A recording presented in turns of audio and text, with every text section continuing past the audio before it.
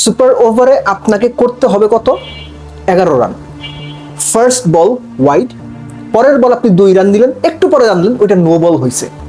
Ideally কোনো বল হবার আগে বোর্ড আপনার 4 রান, 6 বলে 7 করতে পারবেন না আপনি।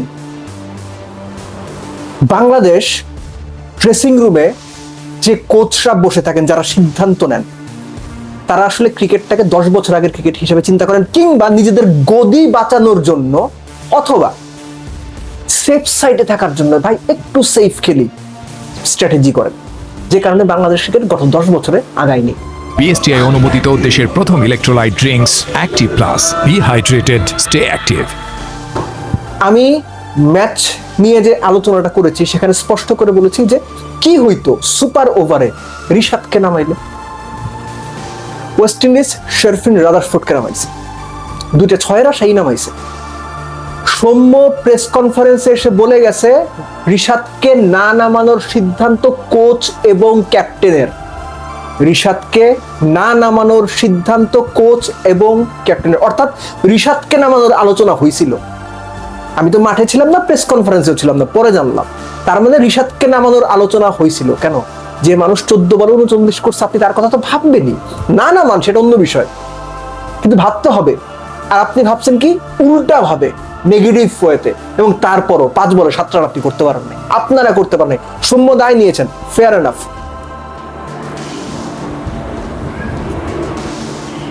প্রচন্ড গরম রে ভাই, একটু ইলেকট্রোলাইট না হলে চলে না। সৌম্য দায় নিয়েছেন, কোচ কি দায় নেবেন, ক্যাপ্টেন কে দায় নেবেন। এই যে মিরাজের ভুল ক্যাপ্টেন্সি অঙ্কের হিসেবে গোলমাল করে ফেললেন, অঙ্কে ফেল করা ছাত্রদের মতো, যে বলে 2 আর 2 কত, সে বলে 2 আর 2 55। মিরাজের ওই অবস্থা। মুস্তাফিজুর আবার করাইতে পারলো না, সাইফ বাঁচাই দিছে, সুপার ওভার নিয়ে গেছে, নইলে তো খেলা ওইখানেই শেষ। মিরাজের ওই ব্লান্ডারে খেলা শেষ।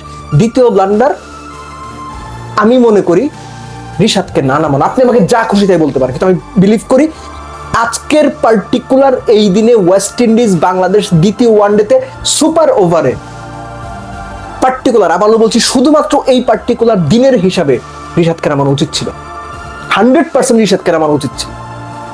কিন্তু ওই যে ক্যাপ্টেন কোচ কনভেনশনাল জায়গা বাঁচাইয়া, একটু সমঝে, একটু সেফ, 20টা রান করলে তো সেফ, টিকে থাকা যায় বাংলাদেশ ক্রিকেটে। ওই যুগে বাংলাদেশ ক্রিকেটে ফিরে গেছে, মিরাজরা বাংলাদেশ ক্রিকেটকে ওই যুগে নিয়ে গেছে। এনিওয়েজ, এই ম্যাচটা বাংলাদেশ হেরে গেছে, হারা নিয়ে আমার কোনো প্রশ্ন নেই। ম্যাচ হারা যেটা, এটা হবে।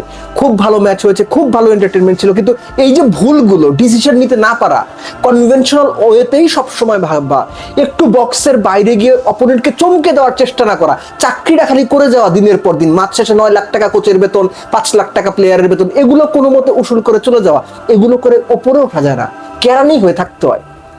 এবং এরা হচ্ছে ক্রিকেটার না, কোচ না, এরা এখন কেরানি হয়ে গেছে।